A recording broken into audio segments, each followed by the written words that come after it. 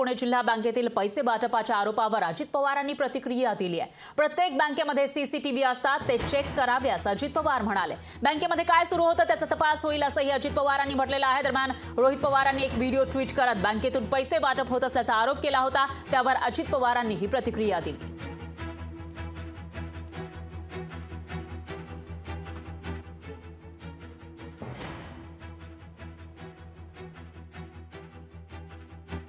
तिथं सीसीटीव्ही कॅमेरे प्रत्येक बँकेमध्ये आहे, तर तिथंही सीसीटीव्ही कॅमेरे असण्याची दाट शक्यता आहे, कारण तालुक्याच्या ठिकाणची ती बँक आहे।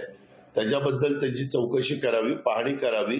त्याच्यात दोन्ही अर्थ निघू शकतात, मागचे पण फोटो दाखवू शकतात किंवा ऍक्च्युअली काय घडलं ते तर सीसीटीव्ही कॅमेऱ्यात पाहायला मिळेलच। काही माझ्या नावाने कापू नका, अजिबात नाही। मी सांगितलेलं होतं की तिथं सीसीटीव्ही कॅमेरे असतील तर त्या 24 तासातले 48 तासातले सीसीटीव्ही कॅमेऱ्याचे फुटेज पाहावेत आणि त्याच्याबद्दल काय नक्की झालंय, कुणी केलंय, काय केलंय ती माणसं दिसतात। जर केलेलं असेल तर कोण आहे त्याच्या मागचा सूत्रधार हेही कळेल। लोकशाही मराठी ऐका, पहा, जागरूक रहा।